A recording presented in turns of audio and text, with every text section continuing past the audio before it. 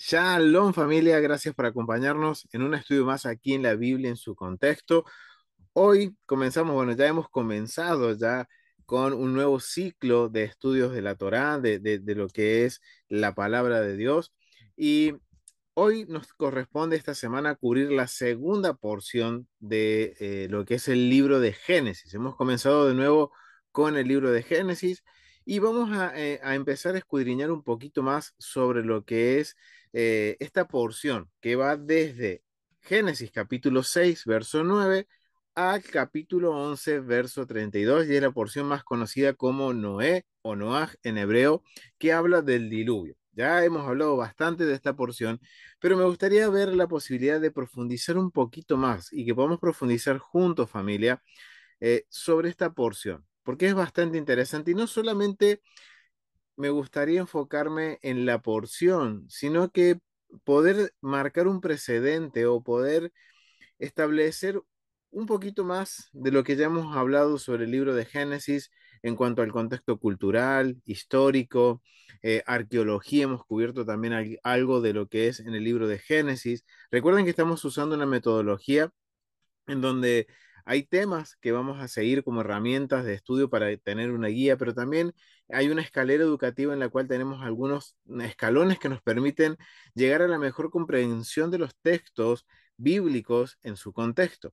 Y ya el libro de Génesis lo hemos cubierto desde la parte cultural, desde la parte histórica, como les decía, algo de arqueología también hemos podido cubrir con respecto al libro de Génesis, y ya tenemos como una base, pero me gustaría ir un poquito más allá de lo que ya hemos aprendido. Me gustaría que me acompañen y que juntos podamos aprender un poquito más con respecto a lo que es el libro de Génesis.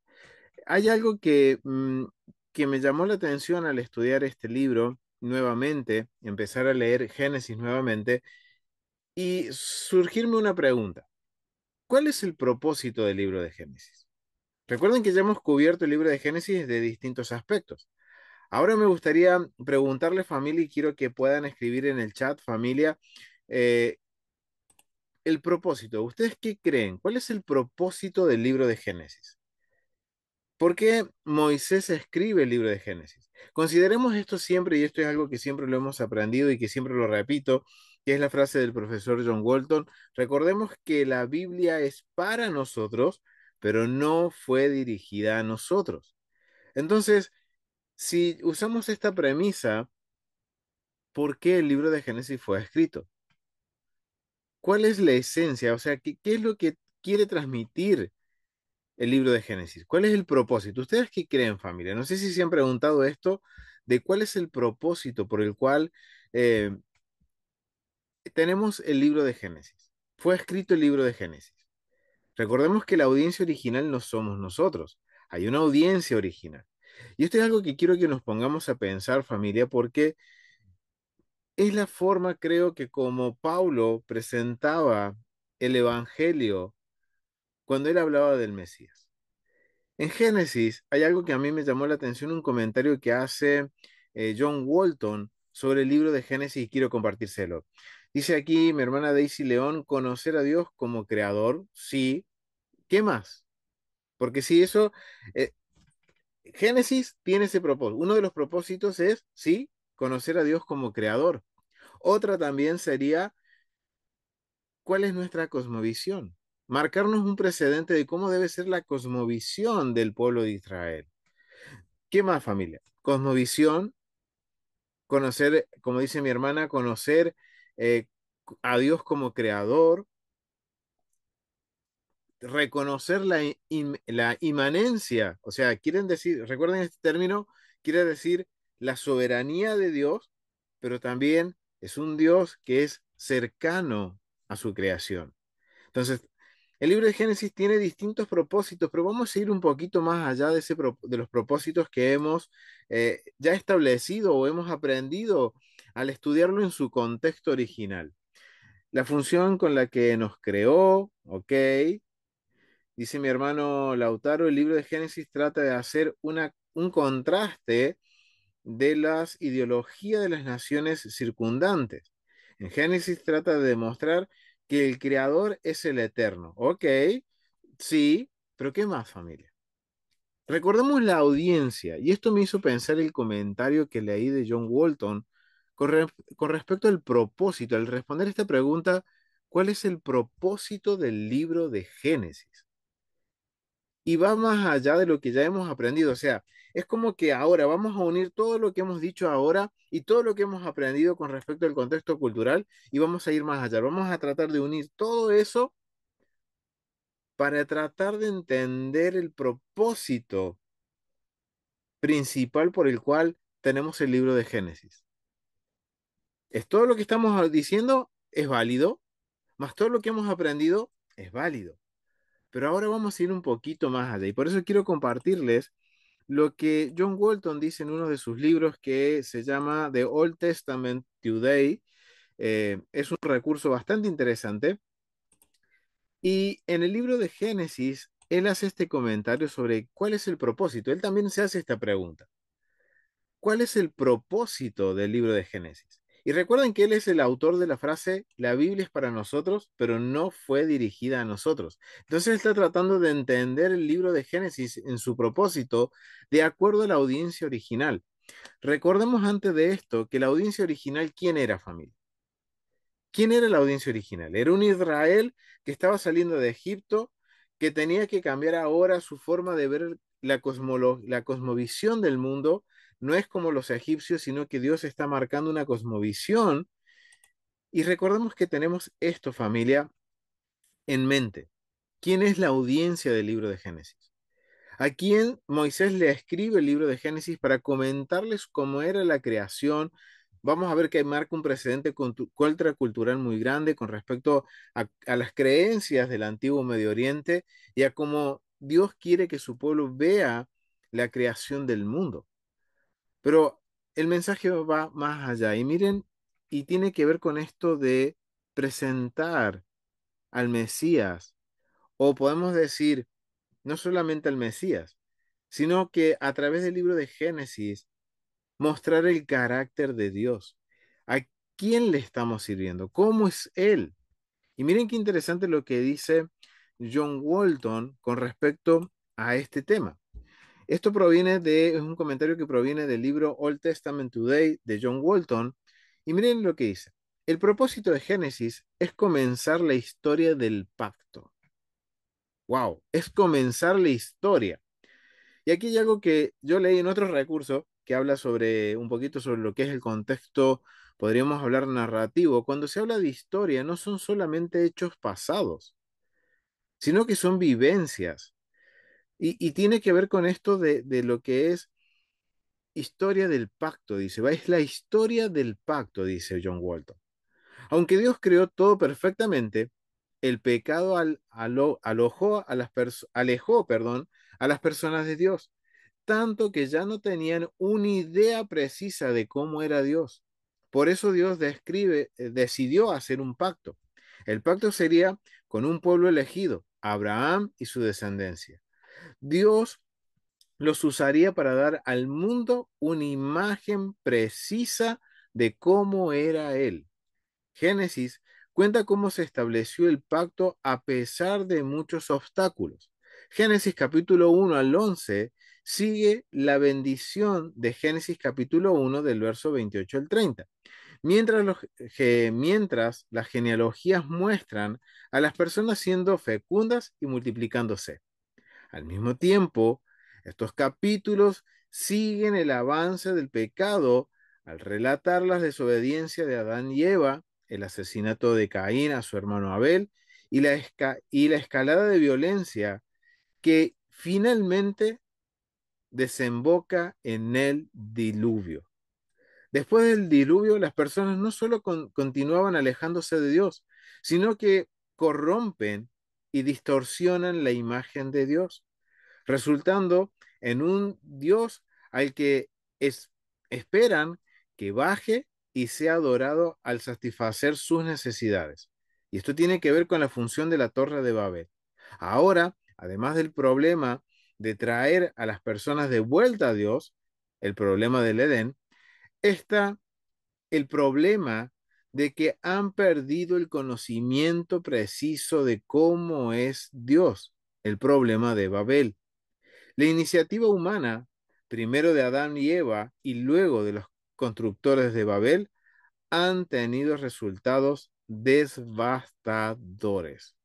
Wow, miren lo que está diciendo John Walton. Entendiéndolo en su contexto y uniendo todo lo que hemos estado aprendiendo con respecto a la historia, a la geografía, antiguo Medio Oriente, a lo que es arqueología, si unimos todo eso, ahora como dice John Walton, vamos a darnos cuenta que Génesis es el comienzo de la historia del pacto. Es el comienzo en donde el Eterno nos está mostrando quién es Él y cuál es su carácter. Nos está dejando saber desde un principio, y esto lo hemos hablado anteriormente, ¿no? En otros ciclos, nos está dejando saber desde un principio realmente cuál es el plan que Él tiene para restaurar todas las cosas desde un principio. Él desde Génesis, desde los primeros capítulos de Génesis, desde los primeros 11 capítulos, el Eterno, si le prestamos atención al vocabulario y consideramos todo lo que hemos aprendido con respecto al antiguo Medio Oriente, el Eterno nos está dejando saber cuál es el plan que Él tiene para el final de los tiempos. Y eso es algo bien interesante, que por ejemplo lo podemos ver en lo que es la historia de Caín y Abel. Y esto también nos va a ayudar a entender en el momento en el cual estamos viviendo nosotros. ¿Por qué vemos las cosas que vemos que están pasando alrededor nuestro en el mundo? Pero quiero que nos prestemos atención y me gustaría ir un poquito a la porción pasada, ya que no la hemos cubierto, ir a la historia de Caín y Abel, cubrirla rápidamente y después venir y conectarlo con Génesis, capítulo 6, que tiene que ver con el diluvio. Porque están de la mano. Si nosotros ahora no prestamos atención a lo como dice John Walton, aquí este es Génesis, es el relato de la historia del pacto, de cómo comienza el pacto entre Dios y su pueblo. Entonces, vamos a prestar atención a algunos acontecimientos y algunas cositas que están pasando en estas dos historias que se van a conectar para podernos dar a luz el, el conocimiento del carácter del Dios al que estamos sirviendo. Entonces vamos a ir a Génesis capítulo 4. Me gustaría que me acompañen a Génesis capítulo 4 y leamos lo que es un poquito de lo que es la historia de Caín y Abel. Vamos a leer del verso 1 al verso 10, teniendo en cuenta esto de lo que dice John Walton, que nos está dejando, el libro de Génesis tiene este propósito de demostrarnos, más que nada no demostrarnos, sino que enseñarnos el carácter de Dios, que Él está haciendo un pacto con su pueblo, la historia del pacto y algunas condiciones que, y esto también viene a colación de una pregunta que me hizo un hermano, porque en esta porción vamos a tener un mandamiento. Pero si nos damos cuenta, vamos a darnos cuenta, a leerlo, a la porción de esta semana, vamos a ver que hay otros mandamientos, pero de acuerdo a los sabios dice que hay un mandamiento en esta porción, de multiplicarse y ser fructíferos. ¿Qué pasa con los otros mandamientos que no son nombrados aquí? Son nombrados más adelante. Y ahora entendemos por qué, porque es la historia del pacto. Y la audiencia quizás ya conoce que aquí hay mandamientos, pero son desarrollados más adelante, como por ejemplo en el libro de Levítico, en el libro de Deuteronomio, en el libro de Números. Van a aparecer mandamientos que cuando los conocemos nos vamos a dar cuenta que están aquí en esta porción. Pero, ¿qué sucede? Es porque es la historia del pacto y tiene todo un propósito. Y el propósito es principalmente el libro de Génesis, no enfocarse en los mandamientos, sino enfocarse, como dice John Walton, en que conozcamos a Dios, a tratar de entender de que tenemos que acercarnos a Dios y cómo acercarnos a Dios. Y esto es lo que probablemente Pablo enseñaba cuando iba a la sinagoga y mostraba al Mesías a través del Antiguo Testamento. Ahora este es el desafío que tenemos nosotros de poder demostrar al Mesías o la función del Mesías a través del Antiguo Testamento. Y eso es lo que vamos a tratar de hacer hoy, familia. Así que vamos a leer el capítulo 4. Aquel que hermano que quiera leer, levante su manito para que nos pueda acompañar con la lectura. y vamos a leer del capítulo 4, del verso 1 al verso 10. Buenas noches. Buenas noches, ma. Bueno, capítulo uno, Capi- capítulo 4, verso uno. Conoció Adán a su mujer Eva, la cual concibió y dio a luz a Caín, y dijo, por voluntad de Adonai he adquirido varón. Después dio a luz a su hermano Abel, y Abel fue pastor de ovejas, y Caín fue labrador de la tierra. Y aconteció andando el tiempo que Caín trajo del fruto de la tierra una ofrenda a Adonai. Y Abel trajo también de los primogénitos de sus ovejas, de los más gordos de ellas. Y miró Adonai con agrado a Abel y a su ofrenda, pero no miró con agrado a Caín y a la ofrenda suya. Y se ensañó Caín en gran manera y decayó su semblante. Entonces Adonai dijo a Caín, ¿por qué te has ensañado y por qué ha decaído tu semblante? Si bien hicieres, no serás enaltecido, y si no hicieres bien, el pecado está a la puerta. Con todo esto, a ti será su deseo, y tú te enseñorearás de él. Y dijo Caín a su hermano Abel, salgamos al campo. Y aconteció que estando ellos en el campo, Caín se levantó contra su hermano Abel y lo mató. Y Adonai dijo a Caín, ¿dónde está Abel tu hermano? Y él respondió, no sé. ¿Soy yo acaso guarda de mi hermano? Y él le dijo, ¿qué has hecho? La voz de sangre de tu hermano clama a mí desde la tierra. Continuó. Gracias, hasta ahí, ma. Hasta ahí es. Hasta el verso 10. Muchísimas gracias. Lucía es mi mamá, así que muchísimas gracias, mami. Vamos a analizar esto. Gracias a ti. Gracias, ma. Vamos a analizar esto, familia. Vamos a analizar esto porque es bien interesante. Porque considerando el comentario de John Walton, ahora, ¿cómo yo en la historia de Caín y Abel puedo ver la historia del pacto? ¿Cómo puedo yo ver la intención de Dios de que el pueblo se acerque a Él y que sea parte del pacto? Vamos a ver algunos datos interesantes que encontré a través de la sabiduría de nuestro pueblo Israel, porque me llamó la atención que cuando leí los comentarios de los sabios, iba muy de la mano con lo que John Walton está tratando de darnos a entender.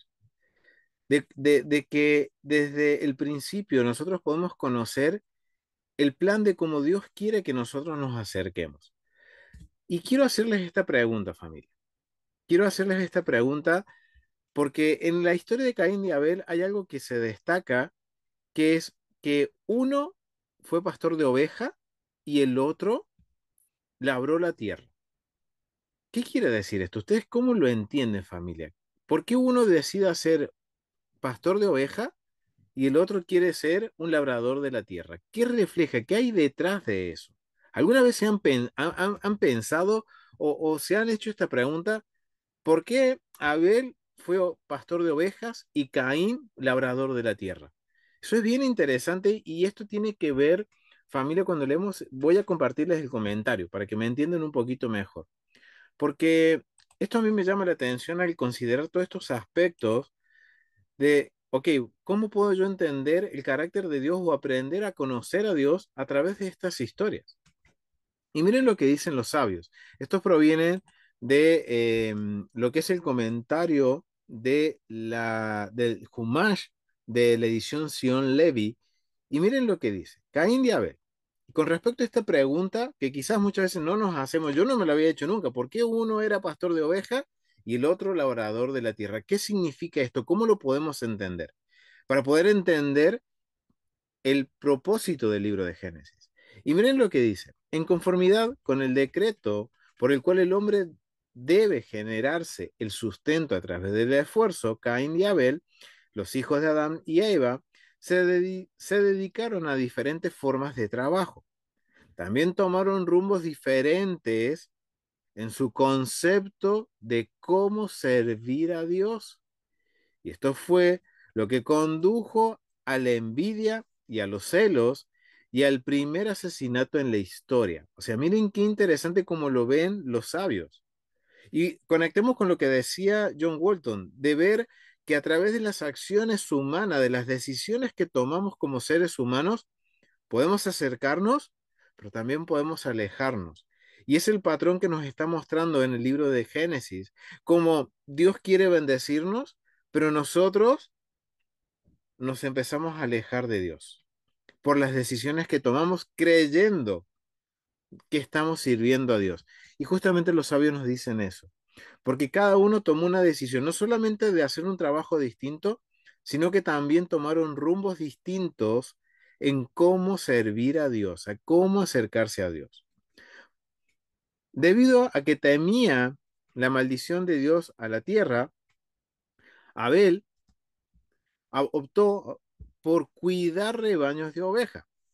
Si bien al hombre aún le estaba prohibido comer carne, hasta el capítulo 9, sí le estaba permitido hacer uso de la leche, dicen los sabios, la manteca, la lana, las pieles de los animales muertos.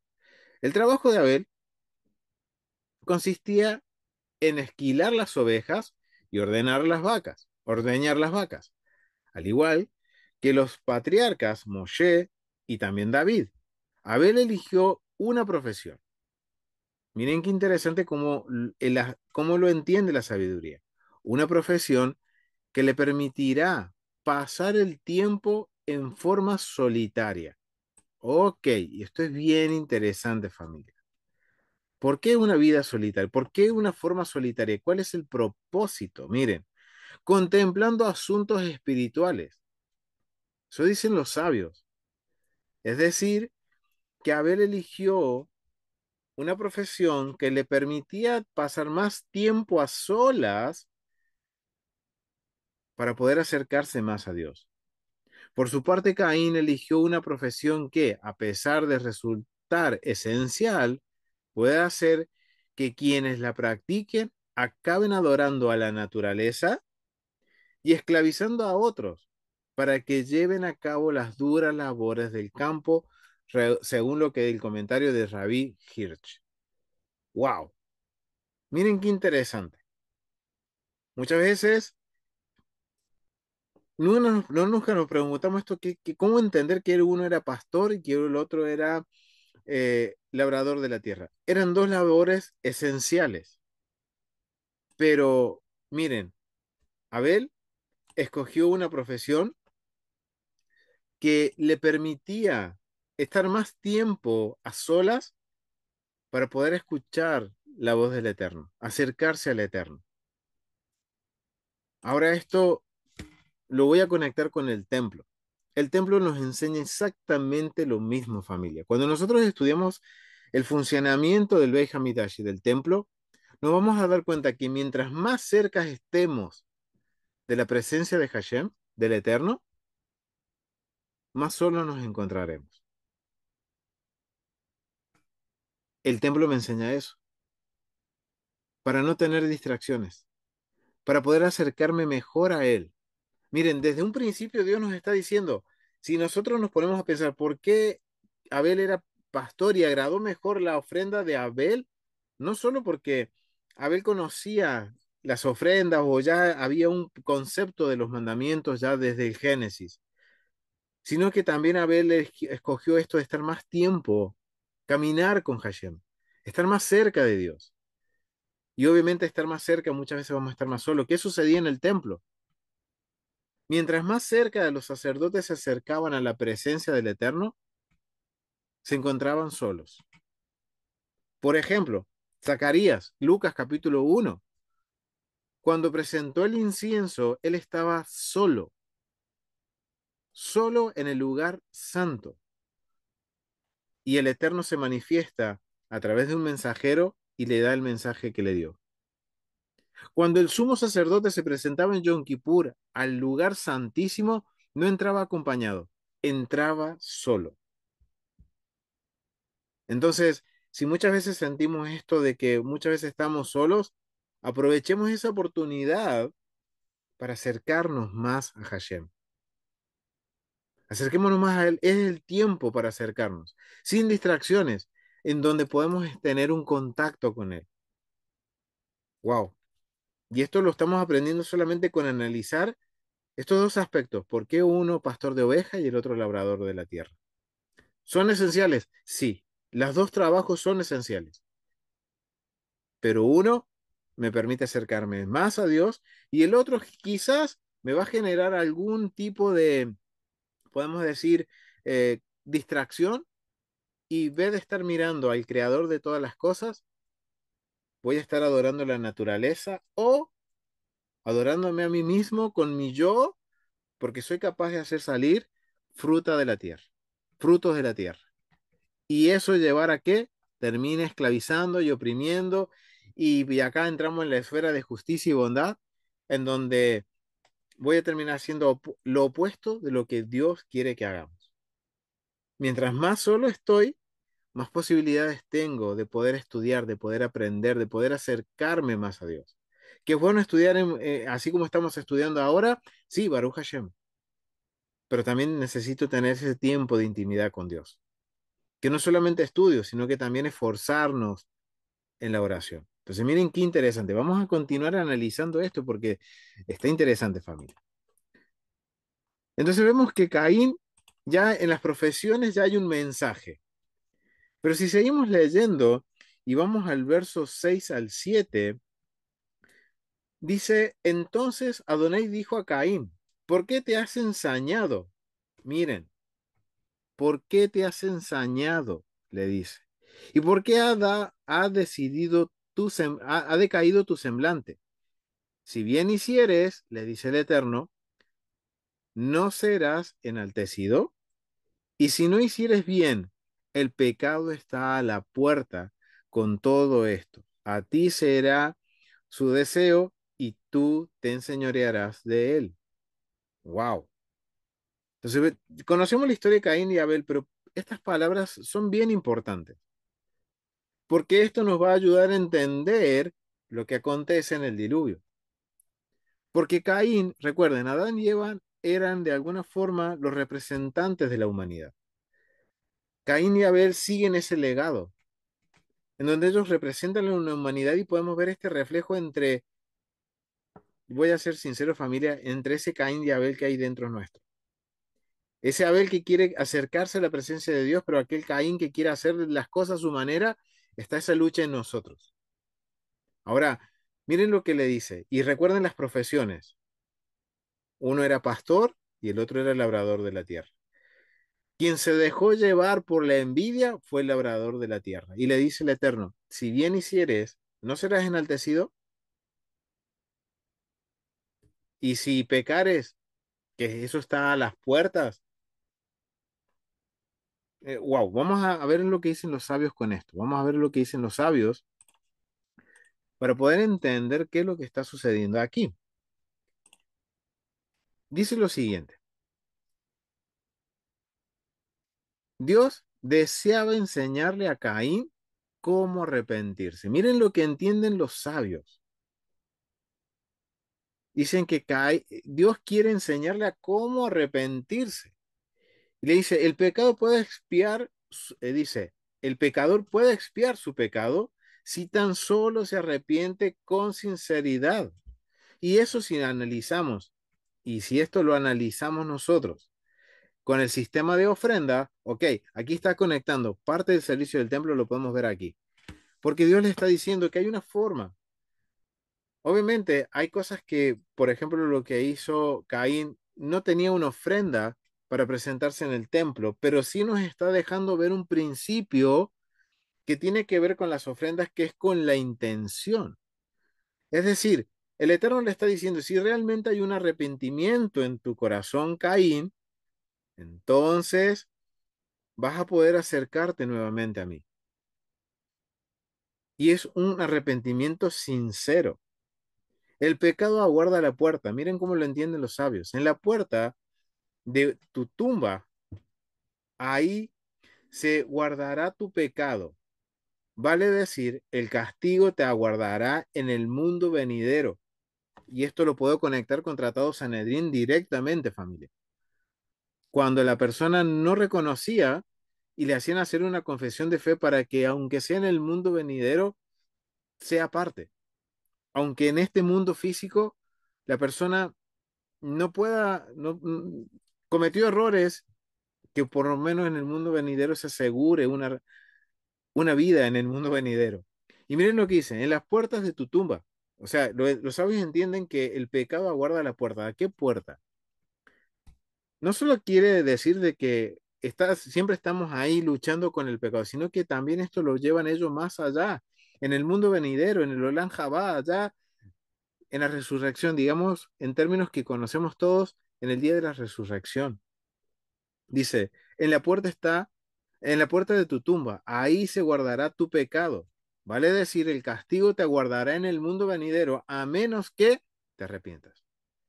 Si sucumbes a tu inclinación malvada, el castigo y el mal estarán siempre presentes, como si vivieran en el umbral de tu casa. Y esto dice su forno. O sea, wow, es interesante. Y con respecto a su deseo, la inclinación malvada continuamente desea incitar a la persona, pero aún así uno puede conquistarla. El hombre puede prevalecer sobre ella si verdaderamente lo desea. Wow, es nuestra decisión, familia. Puede mejorar su comportamiento y librarse de su pecado. Así fue como Dios le enseñó a Caín que el hombre siempre puede arrepentirse y que él lo perdonará. Wow, desde el principio Dios nos está mostrando que él lo que quiere es restaurar su relación con su pueblo. Ahora esto es bien interesante porque los sabios también dicen, y recuerden que Caín huye, que él entiende al parecer esto de que tiene que arrepentirse y le suplica al Eterno de que lo deje huir, y él huye, y esto lo podemos conectar a una ciudad de refugio y conectarlo con porciones anteriores o con lo que vimos el siglo pasado con respecto a la ciudad de refugio. O sea, que desde un primer momento Dios nos está dejando saber de que Él va a siempre darnos una posibilidad de acercarnos a Él. Y que en la historia de Caín y Abel lo podemos ver a un nivel personal. Empieza esta historia del pacto mostrándonos, sí, que Dios va a bendecirnos, las bendiciones, que nos va a multiplicar, que nos va a permitir disfrutar de lo que es la creación, pero también nos muestra la otra cara en la cual nosotros somos parte y somos los que tomamos la decisión si queremos, como dice en Deuteronomio capítulo 30, vivir o morir. Yo tengo la decisión. Y justamente estamos iniciando un nuevo ciclo, familia, en donde tenemos la posibilidad de decidir nuevamente escoger la vida. El Eterno le dice a su pueblo, como una recomendación, como un consejo, vivan, escojan vivir.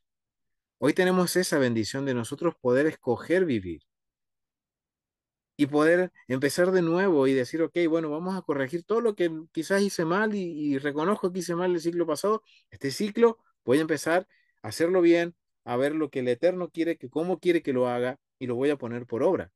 Y es lo que le está enseñando el Eterno a Caín. Caín tomó una decisión en un principio de alejarse de Dios. Su ofrenda.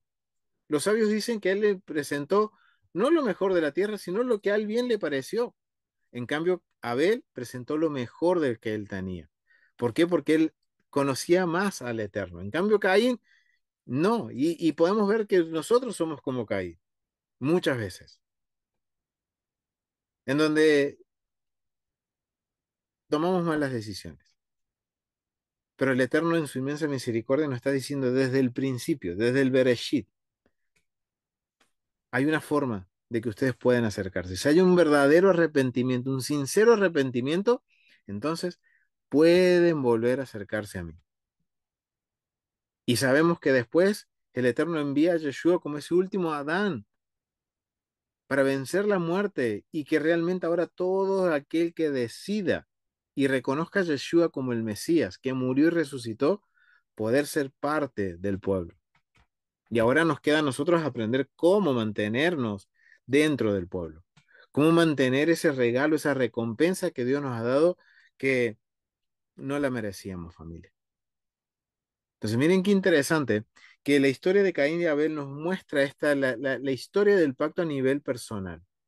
Nos muestra cómo a nivel individual tenemos que tomar decisiones de si nos vamos a acercar a Dios o no nos vamos a acercar a Dios. Y lo que dice John Walton, que mientras vamos viendo la historia en Génesis, leyendo los acontecimientos en el libro de Génesis, vamos viendo cómo la humanidad se fue distorsionando de la imagen de Dios y se fue alejando cada vez más, más, hasta construir una torre y que no solo eso, sino que vamos a ver ahora en el capítulo 6 de que llegó un punto la humanidad en que corrompió tanto al mundo, que el Eterno tuvo que hacer un reseteo, tuvo que hacer un nuevo comienzo a través de Noé. Así que vamos a tener esto también en cuenta, familia. Ahora tengamos en cuenta, vamos a conectar la historia de Caín y Abel con Noé, con la historia del diluvio. Y ustedes se preguntarán cómo. Recuerden, Caín y Abel sería como un reflejo a nivel personal de cómo queremos acercarnos a Dios y la decisión que tomamos de cómo acercarnos a Dios. ¿Qué camino vamos a tomar a nivel personal? Ahora vamos a ver esa decisión que se toma a nivel personal, cómo puede sucumbir o puede trastornar a un nivel macro, a un nivel comunitario, a un nivel pueblo, a un nivel mundo. Y eso lo vemos aquí en Génesis, capítulo, miren, capítulo 6. Vamos a ir al capítulo 6 y vamos a ir al verso 5. Capítulo 6, verso 5. Miren lo que dice. Y vio Adonai que la maldad de los hombres, ya no está hablando individual, nos muestra el corazón del hombre a través de Caín y Abel. Y Caín es el reflejo del corazón del hombre.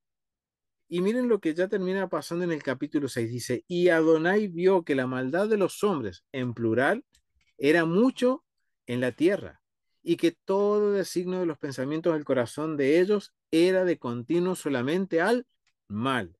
Y se arrepintió Adonai de haber hecho hombre en la tierra y le dolió en su corazón.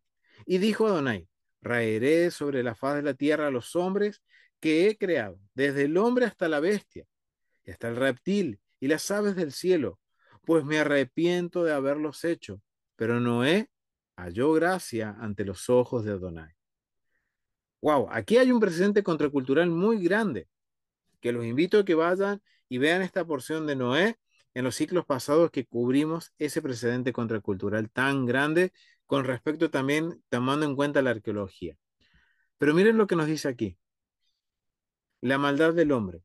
Lo que comenzó con Caín y Abel fue creciendo como una bola de nieve y ahora terminó en que la humanidad terminó pervirtiendo a la creación. Ahora miren qué interesante esto, familia. Vamos a continuar leyendo y aquí quiero que alguno de los hermanos me pueda ayudar. Levante la manito el que quiera leer para darle paso. Y vamos a leer del verso 9 al verso 22 para tener en cuenta lo que está sucediendo ahora con el diluvio. El que quiere leer puede levantar la manito, familia. Adelante, mi mamá. Bien, eh, Noé construye el arca. Verso 9.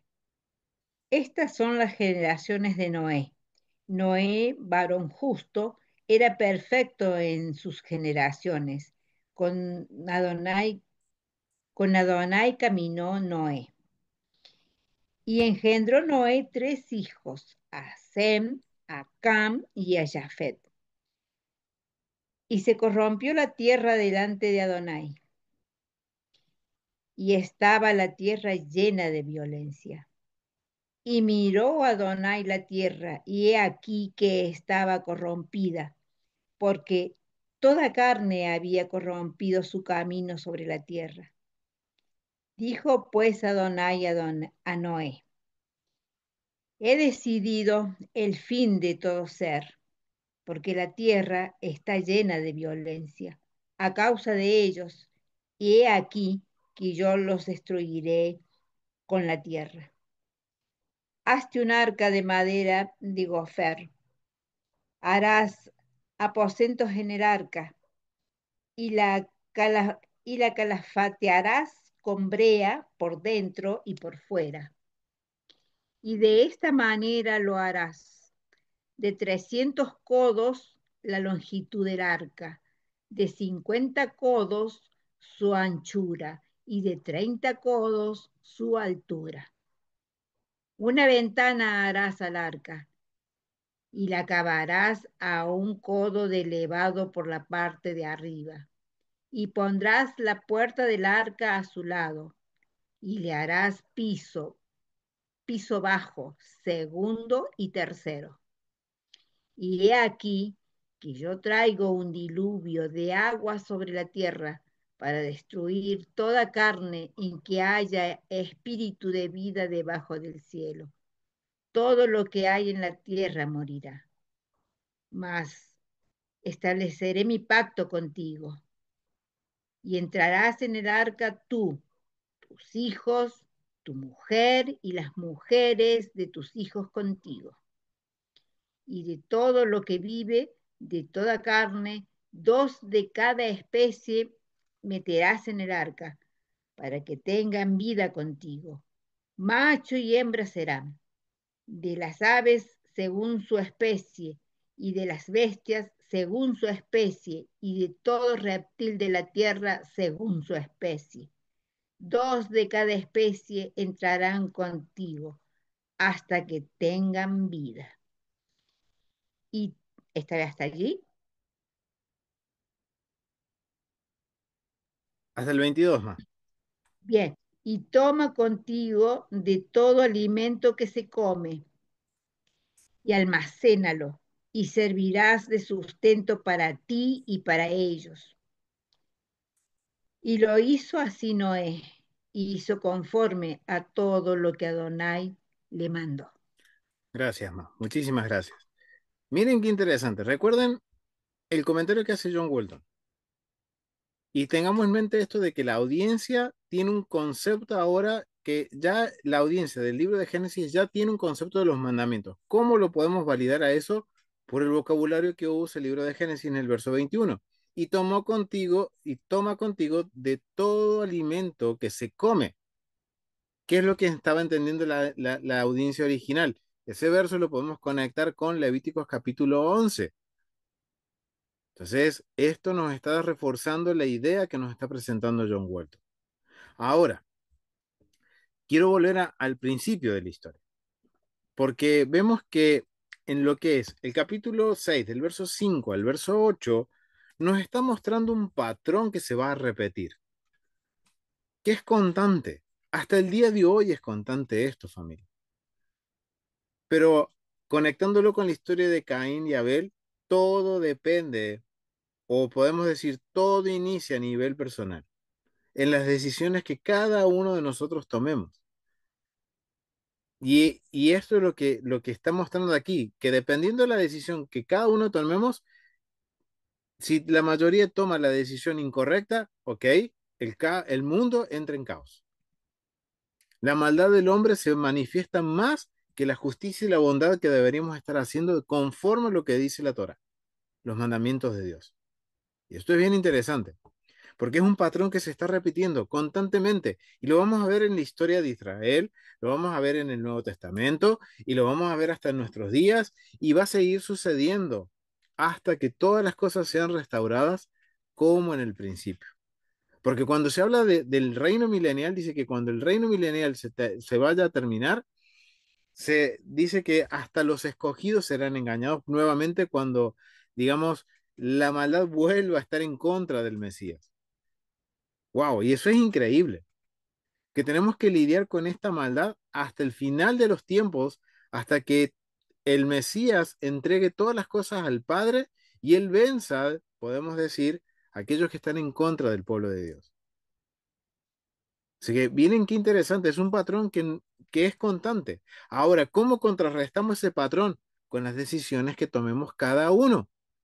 Y eso es lo que nos está queriendo trasladar la historia del diluvio. No solo que es un presente contracultural, que cuando lo vemos, por ejemplo, en la arqueología, voy a mostrarles aquí unos datitos arqueológicos para que tengamos en mente.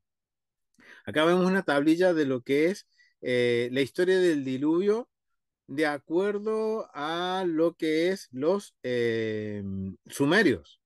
Miren qué interesante. Otra que es la epopeya de Gilgamesh.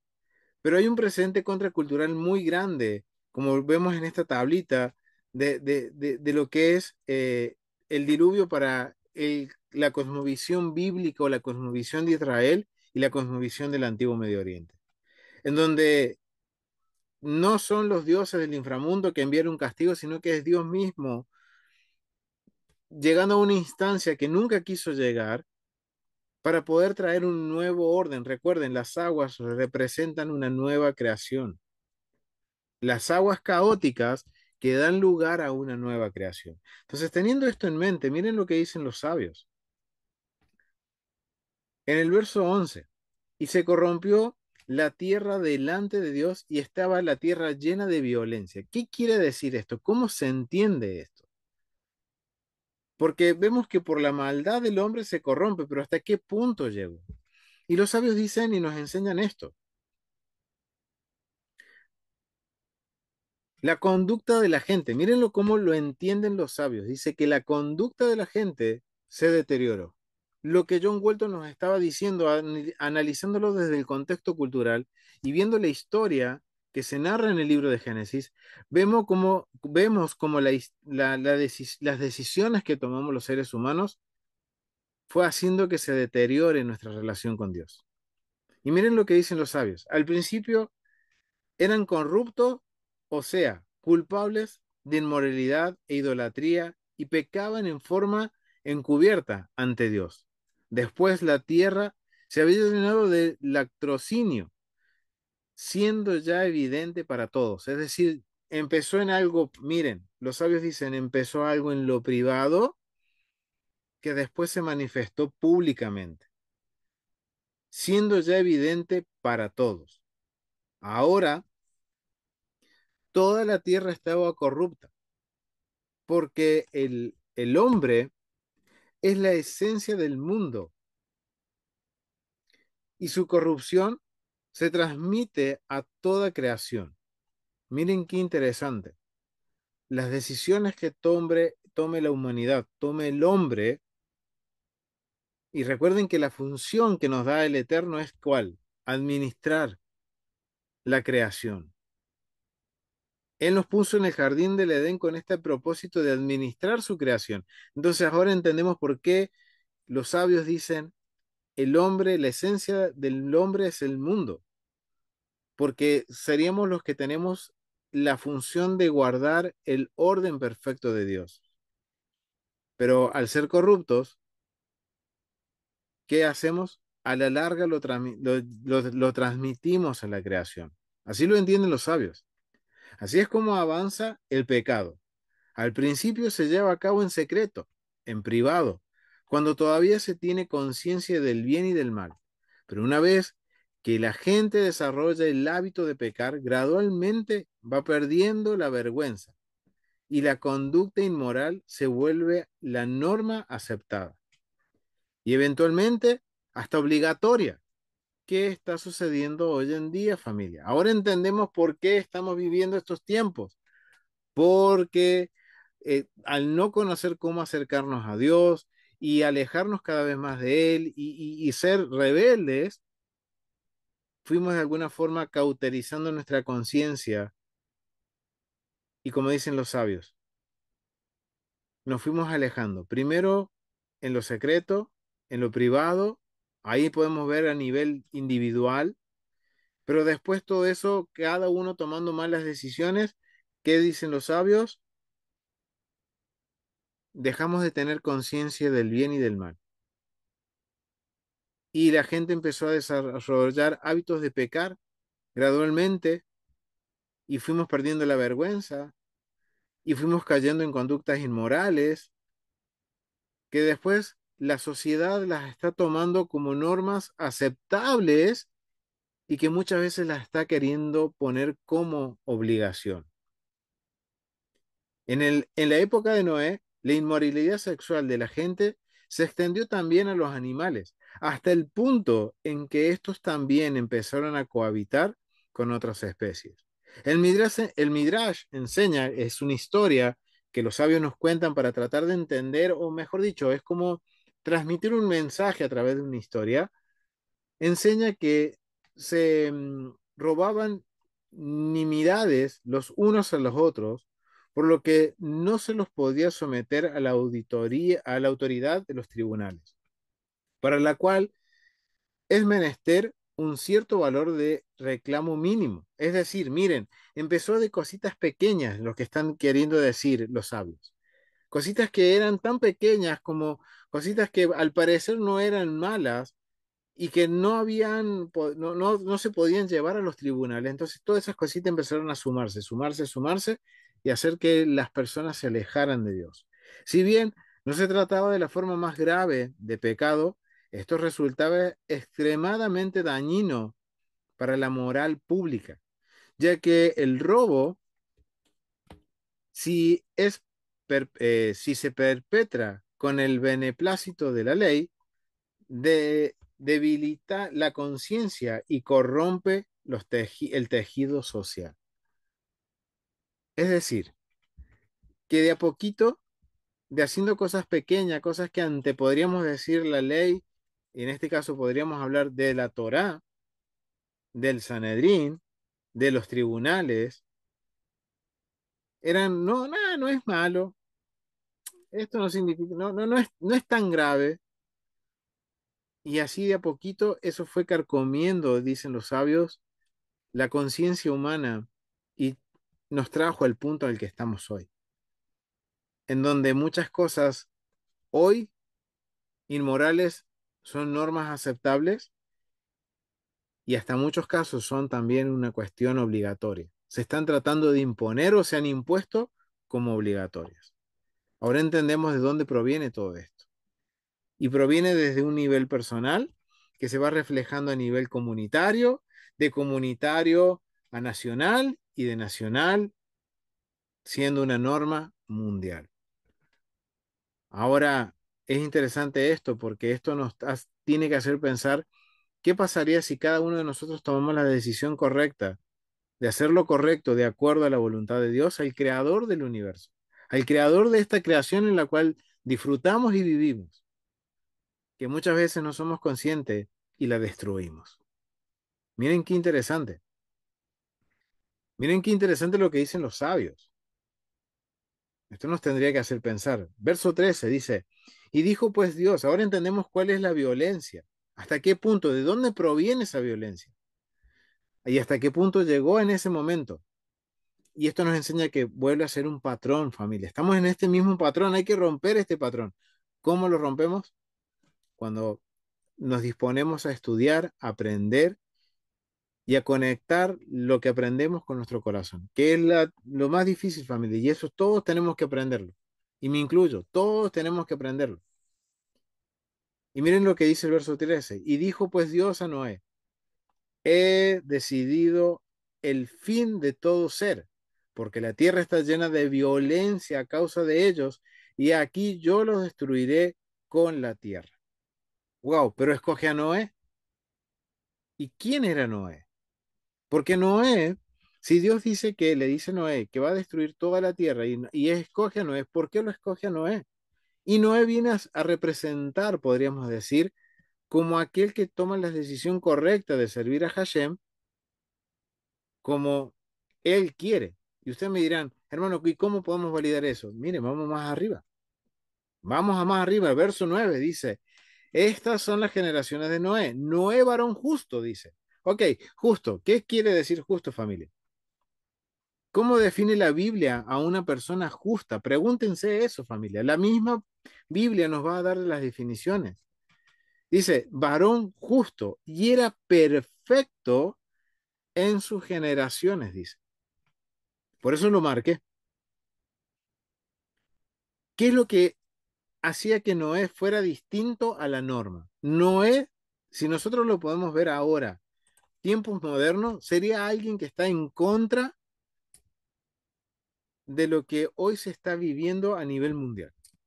Sería alguien que es muy raro, que va en contra de las multitudes.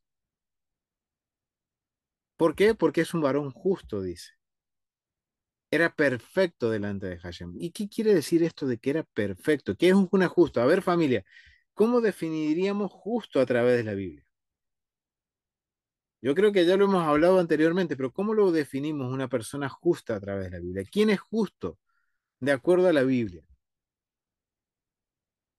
Y lo podemos ir a conectar con Zacarías y Elizabeth. Dicen que ellos eran justos, temerosos de Dios, porque eran obedientes a los mandamientos. ¿Ok? ¿Qué quiere decir entonces? Miren lo que está pasando en la audiencia original del libro de Génesis. Recuerden que la audiencia original ya conocía que había una Torá. La audiencia original ya conocía que Dios había hecho un pacto, pero ahora el libro de Génesis nos está ayudando a entender la historia de ese pacto. A esa audiencia original le está ayudando a entender de cómo se tiene que acercar a Dios y qué es lo que Dios quiere en todo momento, cuál es el propósito por el cual Dios nos permite ser parte del pacto. Ahora tengan en mente eso. ¿Quién es justo para la Biblia? Aquel que guarda los mandamientos de Dios. Es como lo define la Biblia y dice que es perfecto. Y aquí es bien interesante porque si vamos a Isaías capítulo 66, verso 2, miren lo que dice. Voy a leerlo de la versión Dios habla hoy. Dice, yo mismo hice todas estas cosas, dice el Eterno. Y así empezaron a existir. Yo el Señor lo afirmo. El hombre en quien yo me fijo es el pobre y afligido que respeta mi palabra, dice. Wow, aquel que respeta la palabra no es necesariamente alguien que tiene que ser alguien, como dice un hombre, muy importante, sino que dice Dios, se fija en aquel que es pobre y afligido. Aquel que no es, digamos, aquel no es que no sea perfecto, sino aquel que, digamos, ante los ojos humanos no tiene un valor. Dios se fija en ese. ¿Por qué? Porque ese es el que respeta mi palabra. Es aquel que respeta mi palabra, dice. Esa es la persona perfecta, aquel que respeta la palabra de Dios. Y dice varón justo. Y esto lo podemos conectar también con segunda de Pedro. Dice aquí, mira, voy a ver aquí, voy a compartirle familia en la pantalla nuevamente porque me pone como concordancia, me pone también a segunda de Pedro, capítulo 2 verso 5.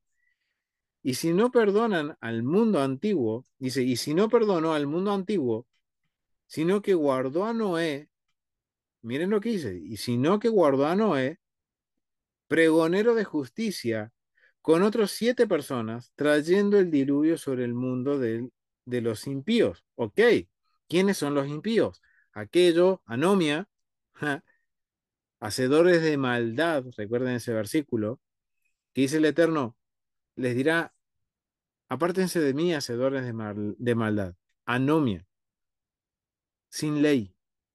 Wow, esos son los impíos.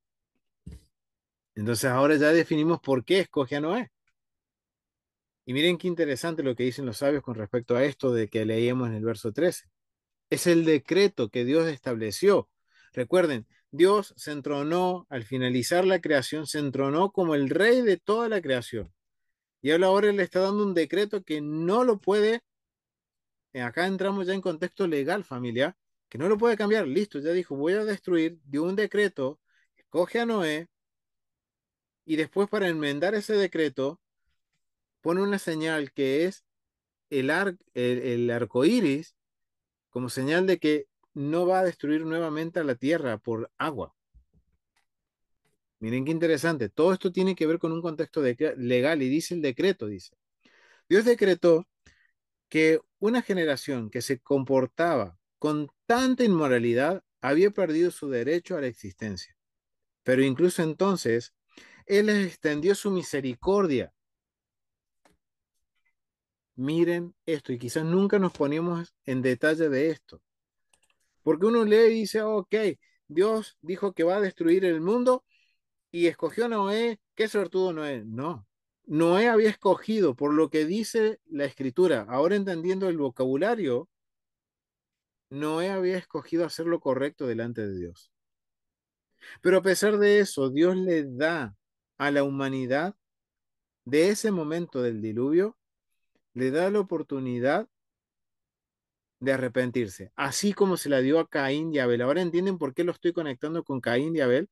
A nivel personal, como se la dio a cada uno de nosotros, nos la dio el Eterno, la posibilidad de arrepentirnos, como se la dio a Caín, así también se la está dando a las naciones, de que se arrepenten. Y miren lo que dice. Dice que el Eterno está mostrando, dice, Él les extendió su misericordia. Dios podría haber salvado a Noé de múltiples maneras. ¿Por qué entonces lo cargó con la tarea de construir el arca durante un periodo de, según enseña los sabios, de 120 años? Wow, esto es bien interesante porque si Dios hubiera querido salvar, así como era en el antiguo Medio Oriente, que había un favorito de los dioses, lo hubiera salvado de distintas maneras. Es más, podemos decir, lo hubiera hecho desaparecer, destruir el mundo y volverlo a aparecer. Vocabulario que nos tiene que ser muy familiar. Pero Dios dijo, no, no, Noé, no te lo voy a hacer fácil. Tienes que estar en este mundo. Tienes que lidiar dentro de un mundo moral, inmoralmente, podemos decir, incorrecto. Un mundo inmoral. Miren qué interesante.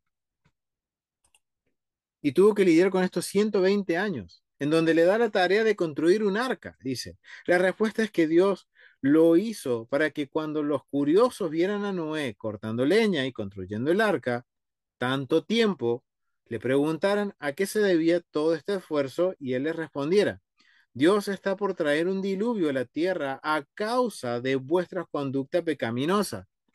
Los sabios entienden que Noé quizás era una figura como un profeta que tenía la función de traer corrección al mundo. Si ahora analizamos los profetas bíblicos, todos tienen el mismo propósito, de decirle al pueblo, hey, se están equivocando, se están yendo de la palabra de Dios, no están obedeciendo los mandamientos, vienen las consecuencias negativas de la desobediencia. Vuelvan al pacto. Esa es la función del profeta. Y quizás Noé posiblemente tenía esa función, con la tarea de construir el arca para que los curiosos, como entienden los sabios, le preguntaran, ¿qué estás haciendo, Noé? Si no llueve, ¿por qué estás haciendo un arca? ¿Qué es eso? Y Noé tener la oportunidad en un mundo corrupto de decir, Dios está por traer un diluvio a la tierra a causa de vuestra conducta pecaminosa. Y de ese modo, ellos reflexionarían y se arrepentirían. Conectémoslo con el libro de Jonás, el profeta Jonás. Aguas. Jonás, ¿de dónde salió? De las aguas. ¿Por qué el rey de Asiria escucha a Jonás y se arrepiente? Familia, por esto. Porque fue una oportunidad para Asiria en ese momento de que Dios extendió su misericordia y dice por la centena, en unas versiones dice que eran por los niños y aquellos analfabetos que no sabían ni leer ni escribir. Extendió la misericordia y el rey entendió ese mensaje, hizo ayunar a todo el pueblo hasta las bestias. Lo podemos conectar con Yom Kippur. Miren cómo estamos conectando el diluvio con todo eso, familia. Porque el, la humanidad en ese momento tendría que haber reflexionado y haberse arrepentido. Pero en lugar de aprovechar la oportunidad, los contemporáneos de Noé se burlaron de él, de acuerdo al comentario de Rashi. ¡Wow! Y ustedes dirán, está citando muchos sabios. Sí, ¿por qué? Porque los sabios me están ayudando a entender lo que entiende John Walton a través del contexto cultural. Me está ayudando a unir la perspectiva de la sabiduría hebrea, me está ayudando a permitir unir lo que es el contexto cultural, antiguo Medio Oriente, arqueología, todo lo que hemos estado aprendiendo para llegar a un nivel un poquito más profundo y entender de que desde un principio el Eterno nos está dejando saber el plan de redención y de rescate para cada uno de nosotros, para su pueblo, en donde las decisiones comienzan desde lo personal y que terminan afectando a mi comunidad, terminan afectando a un pueblo, a una nación, al mundo.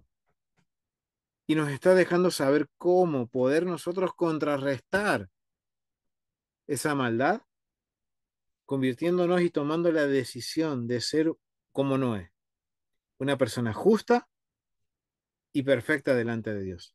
Ahora vemos que Noé termina la historia que, ok, no se mantuvo, no pudo mantenerse.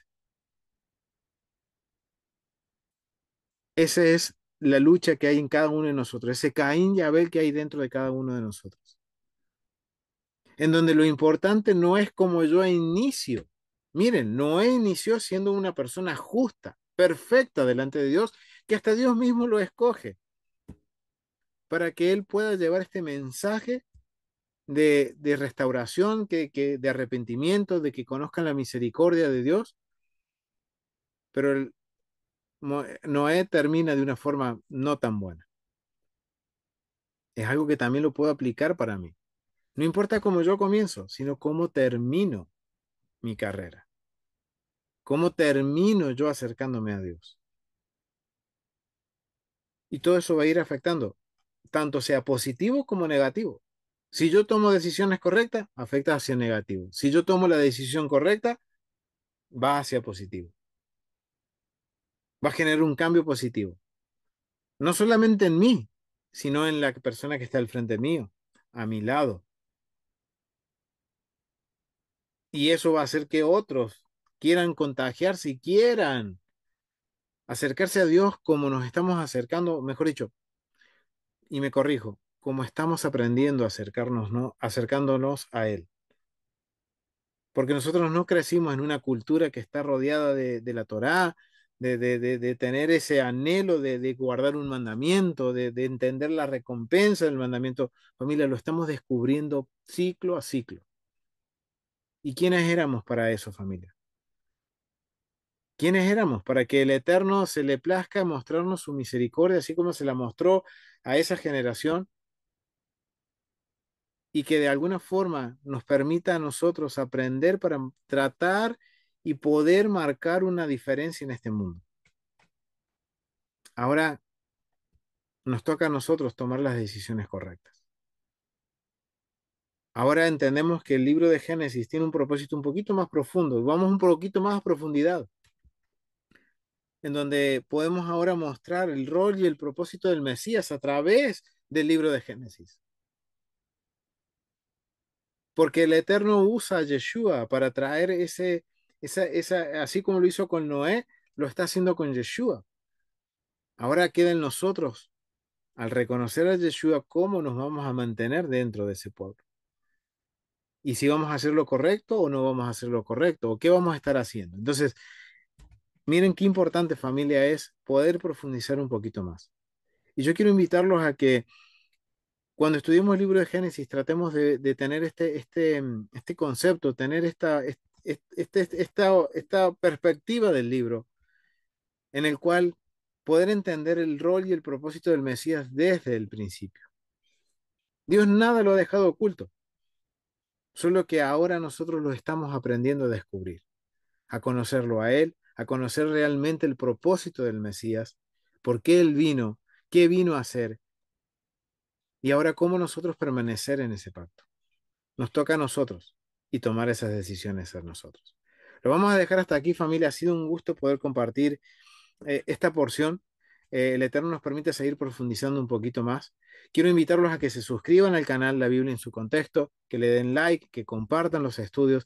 La verdad que eso nos ayuda a difundir más el mensaje y que muchos podamos seguir aprendiendo como hoy estamos reunidos estudiando la porción de la semana para que otros también puedan unirse y poder ser, así como Noé en un principio, de que podamos cada uno de nosotros transmitir el mensaje y que haya un cambio en otros y que reflejemos una vida justa y perfecta delante de Dios. Esforcémonos en eso, familia. Así que compartan este video, compartan las enseñanzas y sigamos aprendiendo justo. Y gracias por el privilegio de poder un nuevo ciclo, comenzar a estudiar y aprender juntos nuevamente y seguir aprendiendo más. Así que familia, nos vemos la semana entrante en la próxima porción y seguimos aprendiendo mucho más. Shalom familia, nos vemos.